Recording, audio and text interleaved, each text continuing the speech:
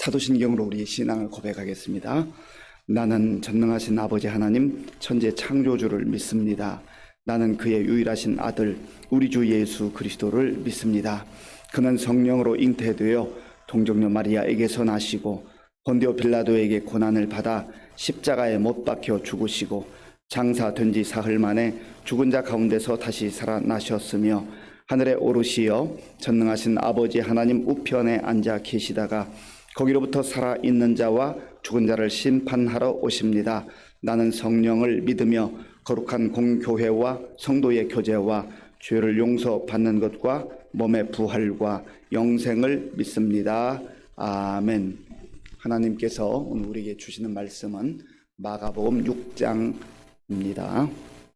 신약성경 61쪽 마가복음 6장 1절에서 44절까지 1절에서 44절까지의 말씀을 교독하겠습니다. 예수께서 거기를 떠나사 고향으로 가시니 제자들도 따르니라. 안식일이 되어 회당에서 가르치시니 많은 사람이 듣고 놀라 이르되 이 사람이 어디서 이런 것을 얻었느냐? 이 사람이 받은 지혜와 그 손으로 이루어지는 이런 권능이 어찌 됨이냐? 이 사람이 마리아의 아들 목수가 아니냐? 야고보와 요셉과 유다와 시몬의 형제가 아니냐? 그 누이들이 우리와 함께 여기 있지 아니하냐 하고 예수를 배척한지라. 예수께서 그들에게 이르시되 선지자가 자기 고향과 자기 친척과 자기 집 외에서는 존경을 받지 못함이 없느니라 하시며 거기서는 아무 권능도 행하실 수 없어 다만 소수의 병자에게 안수하여 고치실 뿐이었고 그들이 믿지 않음을 이상히 여기셨더라. 이에 모든 촌에 두루 다니시며 가르치시더라. 12 제자를 부르사 둘씩 보내시며 더러운 귀신을 제어하는 권능을 주시고 명하시되 여행을 위하여 지팡이 외에는 양식이나 배낭이나 전대 돈이나 아무것도 가지지 말며 신만 신고 두 벌 옷도 입지 말라 하시고 또 이르시되 어디서든지 누구의 집에 들어가거든 그곳을 떠나기까지 거기 유하라. 어느 곳에서든지 너희를 영접하지 아니하고 너희 말을 듣지도 아니하거든 거기서 나갈 때 발 아래 먼지를 떨어버려 그들에게 증거를 삼으라 하시니 제자들이 나가서 회개하라 전파하고 많은 귀신을 쫓아내며 많은 병자에게 기름을 발라 고치더라. 이에 예수의 이름이 드러난지라 헤롯 왕이 듣고 이르되 이는 세례 요한이 죽은 자 가운데서 살아났도다. 그러므로 이런 능력이 그 속에서 일어나느니라 하고 어떤 이는 그가 엘리야라 하고 또 어떤 이는 그가 선지자니 옛 선지자 중에 하나와 같다 하되 헤롯은 듣고 이르되 내가 목벤 요한 그가 살아났다 하더라. 전에 헤롯이 자기가 동생 빌립의 아내 헤로디아에게 장같은 거로 이 여자를 위하여 사람을 보내어 요한을 잡아 옥에 가두었으니 이는 요한이 헤롯에게 말하되 동생의 아내를 취한 것이 옳지 않다 하였음이라. 헤로디아가 요한을 원수로 여겨 죽이고자 하였으되 하지 못한 것은 헤롯이 요한을 의롭고 거룩한 사람으로 알고 두려워하여 보호하며 또 그의 말을 들을 때에 크게 번민을 하면서도 달갑게 들음이러라. 마침 기회가 좋은 날이 왔으니 곧 헤롯이 자기 생일에 대신들과 천부장들과 갈릴리의 귀인들로 더불어 잔치할세 헤로디아의 딸이 친히 들어와 춤을 추어 헤롯과 그와 함께 앉은 자들을 기쁘게 한지라. 왕이 그 소녀에게 이르되 무엇이든지 네가 원하는 것을 내게 구하라 내가 주리라 하고 또 맹세하기를 무엇이든지 네가 내게 구하면 내 나라의 절반까지라도 주리라 하거늘 그가 나가서 그 어머니에게 말하되 내가 무엇을 구하리이까 그 어머니가 이르되 세례 요한의 머리를 구하라 하니 그가 곧 왕에게 급히 들어가 구하여 이르되 세례 요한의 머리를 소반에 얹어 곧 내게 주기를 원하옵나이다 하니 왕이 심히 근심하나 자기가 맹세한 것과 그 앉은 자들로 인하여 그를 거절할 수 없는지라. 왕이 곧 시위병 하나를 보내어 요한의 머리를 가져오라 명하니 그 사람이 나가 옥에서 요한을 목베어 그 머리를 소반에 얹어다가 소녀에게 주니 소녀가 이것을 그 어머니에게 주니라.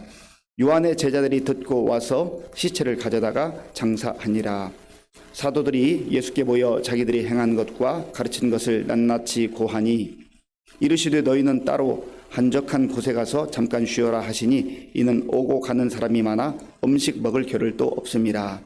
이에 배를 타고 따로 한적한 곳에 갈새 그들이 가는 것을 보고 많은 사람이 그들인 줄 안지라. 모든 고을로부터 더불어 그곳에 달려와 그들보다 먼저 갔더라.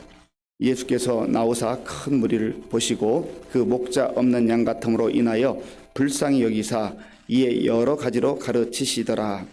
때가 저물어가매 제자들이 예수께 나와 여짜오되 이곳은 빈들이요 날도 저물어 가니 무리를 보내어 두루 촌과 마을로 가서 무엇을 사 먹게 하옵소서. 대답하여 이르시되 너희가 먹을 것을 주라 하시니 여짜오되 우리가 가서 200데나리온의 떡을 사다 먹이리이까. 이르시되 너에게 떡 몇 개나 있는지 가서 보라 하시니 알아보고 이르되 떡 5개와 물고기 2마리가 있더이다 하거늘. 제자들에게 명하사 그 모든 사람으로 때를 지어 푸른 잔디 위에 앉게 하시니 때로 100명씩 또는 50명씩 앉은지라.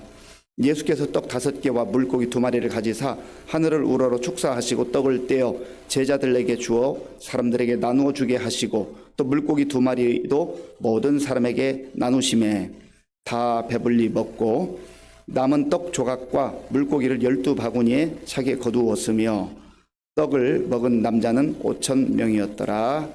아멘. 예수님께서 고향에 가셨을 때 그 일들이 초반에 기술되고 있습니다. 예수님은 태어나기는 베들레헴에서 태어나셨지만 주로 사신 곳은 나사렛입니다. 예수님의 그 고향을 예수님의 고향이 나사렛이기 때문에 나사렛 예수 그렇게 말합니다. 오늘 본문에 보면 예수님께서 이제 고향에 가셨다라는 기록이 나옵니다.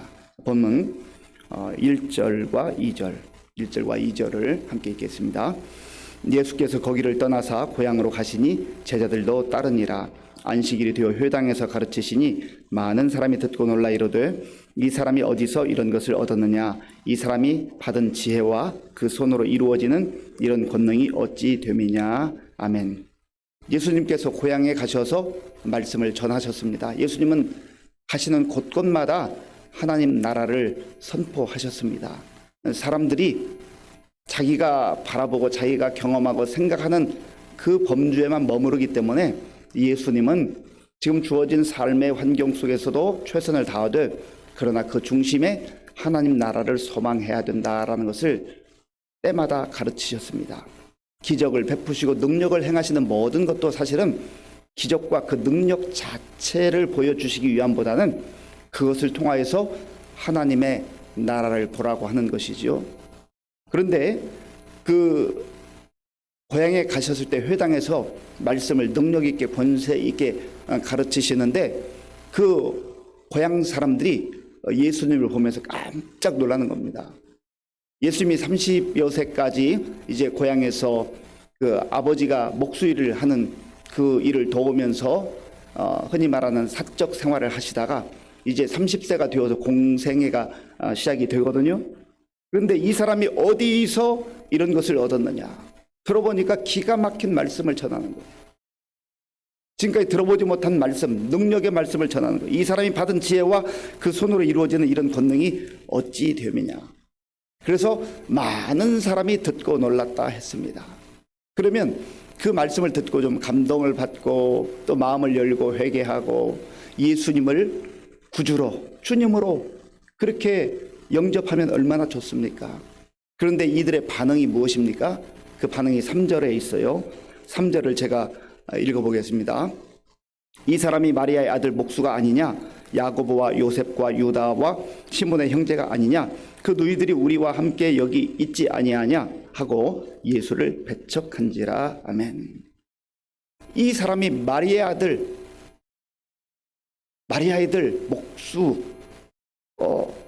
목수가 아니냐? 구주 예수님이 그들의 눈앞에 계심에도 불구하고 그저 목수의 아들로 그렇게 보는 거예요. 자기 눈에 보이는 대로만 판단하는 겁니다. 얼마나 안타깝고 어리석습니까? 지금 이들은 예수님을, 구주 예수님을 눈앞에서 보면서 그 예수님의 그 말씀, 하나님 나라의 주옥 같은 말씀, 생명의 말씀, 구원의 말씀을 들을 수 있는 그 역사적 현장에 있는 것 아니겠습니까? 그런데 자기 눈에 보이는 대로만 판단하는 거죠. 그러면서 야곱과 요셉과 유다와 시몬의 형제가 아니냐. 그 형제들이 우리 가운데 아직도 살고 있는데 참 신기한 말씀, 지혜의 말씀을 전하기는 하지만 그러나 구주로서는 받아들이지 못하겠다는 거죠. 그래서 예수를 배척한지라. 이 세상에 불쌍한 사람들, 불행한 사람들 참 많습니다. 여러 가지 환경에 따라서 어려운 일을 겪기도 하고 참 아픔을 겪기도 합니다. 그런데 영적으로 보면 이 동네 사람들, 이 나사렛 사람들, 주님의 그 모습을 직접 자신들의 눈으로 볼 뿐만 아니라 그 하나님의 말씀을 들을 수 있었던 기회를 가졌던 이 사람들이 예수님을 영접하기는커녕 오히려 배척하고 거부하는 이 안타까운 이 모습을 보면서 이보다 더 불행하고 불쌍한 사람들이 있을까 하는 것이죠. 그래서 우리가 예수님을 믿는다고 하는 것이 참 얼마나 은혜인지 알 수가 없어요. 사람들은 말합니다. 나에게 보여주면 내가 두 눈으로 직접 확인하면 믿겠다. 정말 그럴까요? 그때는 그런 심정인지 모르겠지만 봐도 자기가 직접 경험해도 딴 얘기합니다. 사람은 2000년 전이나 1000년 전이나 지금이나 그 본성이 똑같아요. 예수님이 말씀하셨어요. 4절 말씀, 예수께서 그들에게 이르시되 선지자가 자기 고향과 자기 친척과 자기 집 외에서는 존경을 받지 못함이 없느니라 하시며. 아멘. 능력 있는 선지자로 이 땅에 살아가도 고향 사람들이 바라볼 때는 늘 육신의 눈으로만 본다는 거예요. 그러니까 환영받지 못한다는 것이죠. 그래서 그곳에서는 더 많은 능력을 행하실 수 있는 주님이시지만 행하지 않으시는 거죠. 그리고 그들이 믿음이 없음을 이상히 여기셨더라. 6절, 우리 6절을 같이 읽어보겠습니다. 그들이 믿지 않음을 이상히 여기셨더라. 아멘. 안타까이 여기신 거예요. 안타깝게 여기신 거예요. 그래서 우리가 믿음으로 살아간다는 것 얼마나 신비로운 일이고 얼마나 감사한 일인지 알 수 없어요. 세상의 기적 중에 기적은요, 병든 자들이 그 육신의 질병으로부터 자유함을 누리고 고침받는 것, 그것도 기적이지만 그런 사실은 그것보다 훨씬 더 중요한 기적, 소중한 기적은 믿음으로 우리가 살아가게 되었다. 믿음으로 구원받게 되었다. 믿음으로 영원한 하나님의 나라를 선물로 받고 약속으로 받고 이 세상에서 살아간다 하는 것입니다. 저 여러분들이 이 나사렛 사람들처럼, 예수님의 고향 사람들처럼 우리 눈에 보이는 대로만 판단하지 말고, 내 손에 잡히는 대로만 판단하지 말고, 때로는 보이지 않아도 보이지 않는 것을 믿음의 눈으로 볼 수 있는 눈이 열려져서 영원한 하나님 나라까지 바라보면서 그 영원한 하나님 나라를 지금 나의 삶의 자리에서도, 오늘 우리 삶의 현장에서도 누리며 담대하게 당당하게 살아갈 수 있기를 바랍니다. 예수님께서 또한 12제자를 부르셔서 둘씩 짝을 지어서 곳곳에 보내셨다, 성경 기록합니다. 그런데 예수님께서 그들을 보내실 때에 한 가지 명령을 하시죠. 자, 본문 8절부터 10절까지, 8절부터 10절까지 읽겠습니다. 명하시되 여행을 위하여 지팡이 이외에는 양식이나 배낭이나 전대의 돈이나 아무것도 가지지 말며 신만 신고 두 벌 옷도 입지 말라 하시고, 또 이르시되 어디서든지 누구의 집에 들어가거든 그곳을 떠나기까지 거기 유하라. 아멘. 그런데 실제로 보면 보내실 때 그냥 보내신 게 아니에요. 귀신을 쫓아내는 권능을 주셨다. 말씀의 능력을 주셨다. 주의 약속을 주시는 거예요. 그리고 갈 때는 여러 가지 복잡한 것 가지고 가지 말라는 거예요. 어찌 보면 내일 일을 알 수 없는 오늘 하루 살 그 분량만 가지고 살아가라는 거예요. 제자들을 보내실 때 좀 물질도 넉넉하게 채워주시고 여러 가지 충분하게 공급해 주시면서 가라 하셨으면 얼마나 좋아요. 왜 여행을 위해서 지팡이 외에는 양식이나 배낭이나 전대나 돈이나 이런 것 가지고 가지 말라고 하셨을까요? 믿음으로 나아가라는 거예요. 믿음으로. 하나님께서 채워주실 것을, 하나님께서 돌보아 주실 것을 믿고 나아가라는 겁니다. 믿음이 없이는 다른 삶에 가서 복음을 전할 수가 없다는 거예요. 이 믿음의 문제예요. 저와 여러분들이 이 땅을 살아가면서 때로는 너무 복잡한 게 문제예요. 단순하게 살아갈 필요가 있어요. 우리가 더 좋은 여건, 더 좋은 환경 속에서 살아가기를 위해서 또 기도하고 일하고 애쓰는 거 필요하지만 때로는 필요 이상의 것들을 구하면서 걱정하고 염려하고 근심할 때가 얼마나 많습니까? 정말 걱정하고 염려해야 될 것은 믿음 없이 살아가는 거예요. 세상에 있는 것들은 좀 가진 것 같은데 믿음 없이 살아갈 때가 얼마나 많은지 알 수가 없어요. 그래서 오늘도 우리가 살면서 믿음으로 살아가게 해달라고, 오늘 하루를 세상의 것으로 채우려고 하지 말고 하나님께서 필요한 것들을 공급해 주시는 걸 믿고 주어진 상황 속에 감사하며 기뻐하며 누리며 그렇게 살아가는 거죠. 주신 것도 다 누리지 못하고 살아갈 때가 많잖아요. 14절 이후에 보면 예수님의 그 놀라운 일들을 헤롯이 이제 소문으로 들었습니다. 그리고 자기가 죽였던 세례 요한이 살아났는가 깜짝 놀라게 되죠. 그러면서 세례 요한이 어떻게 죽임을 당하게 되었는가 하는 그 내용이 나옵니다. 당시 통치하던 헤롯이 자기의 동생 빌립의 아내, 자기의 제수씨죠. 제수씨를 취해버립니다. 왕이라 해서 이러면 됩니까? 아니잖아요. 왕이라 해도 지켜야 될 선이 있고 또 마땅히 인간으로서의 도리가 있는데 자기 동생의 아내를 취해서 정말 가정과 또 형제의 관계들을 깨뜨리자 세례 요한이 그걸 지적했습니다. 잘못됐다는 하는 것을 이제 이야기하는 거죠. 그런데 헤롯이 함부로 하지를 못해요.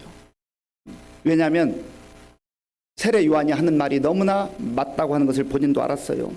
자, 본문 20절 말씀. 20절을 제가 읽겠습니다.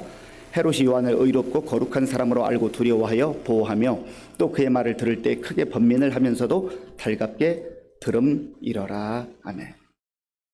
그런데 어느 날 잔치날, 자기 생일날이 되어서 이제 고관 대작들을 초청을 하고 정말 즐거운 잔치를 벌이는데 헤로디아의 딸, 그러니까 자기와의 관계를 통해서 낳은 딸은 아니지만 헤로디아의 딸, 빌립의 아내가 헤로디아거든요.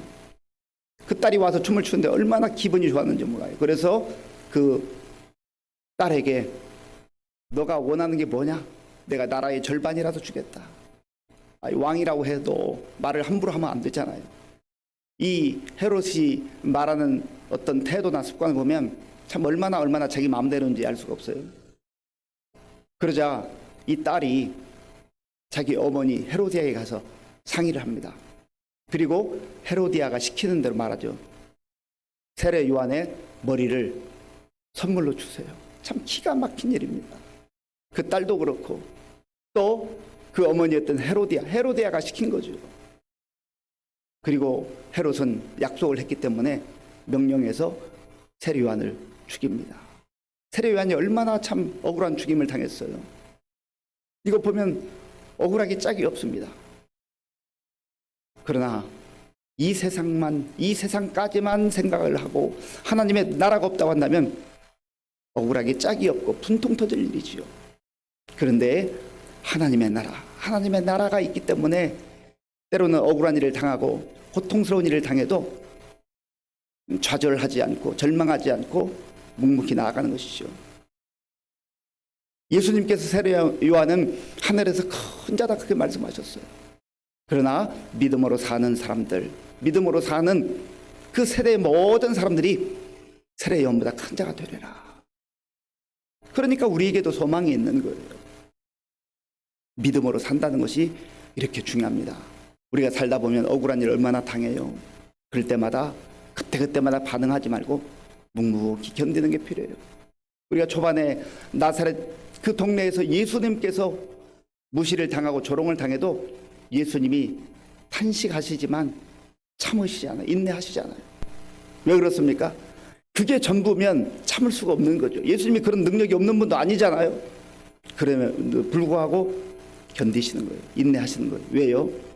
돌아오기를 기다리는 거죠. 돌아오기를 기다리는 거죠. 사랑하는 성도 여러분, 예수님은 지혜와 능력의 주님이십니다. 그래서 우리에게 그 지혜와 능력으로 하나님 나라를 보게 하셔요. 기적과 능력을 통해서 하나님 나라를 보게 하세요. 하나님 나라를 바라보지 못하고 하나님 나라에 대한 소망도 약속도 없이 살아가는 사람들이 가장 불쌍한 사람들입니다. 믿음 없이 사는 게 가장 불쌍한 일이에요. 우리가 오늘도 믿음으로 살잖아요. 그 믿음이 견고한 만큼, 믿음이 큰 만큼 우리의 인생은 견고해지고 커지는 거예요. 오늘 이 말씀 마음이 깊이 새기시고, 때로는 복음 때문에, 하나님 자녀라고 하는 이유 때문에, 예수 믿는다는 것 때문에 억울한 일을 당하기도 하고 조롱을 당할 수도 있지만, 그것 때문에 감정적으로 격분하거나 분노하지 말고 묵묵히 주님을 의지하며 주님 바라보며 믿음으로 승리하는 저와 여러분들이 될 수 있기를 간절히 바랍니다. 아버지 하나님 감사합니다. 하나님께서 은혜를 베풀어 주셔서 오늘도 아버지의 말씀을 들으며 기도하며 하루를 시작하게 하여 주셔서 감사합니다.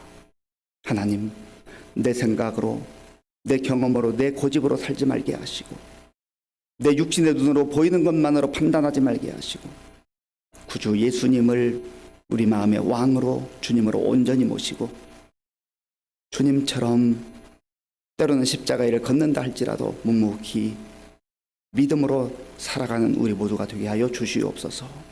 예수님의 이름으로 기도하옵나이다. 아멘. 주기도문으로 예배를 마치겠습니다. 하늘에 계신 우리 아버지, 아버지의 이름을 거룩하게 하시며 아버지의 나라가 오게 하시며 아버지의 뜻이 하늘에서와 같이 땅에서도 이루어지게 하소서. 오늘 우리에게 일용할 양식을 주시고 우리가 우리에게 잘못한 사람을 용서하여 준 것과 같이 우리 죄를 용서하여 주시고 우리를 시험에 빠지지 않게 하시고 악에서 구하소서. 나라와 권능과 영광이 영원히 아버지의 것입니다. 아멘.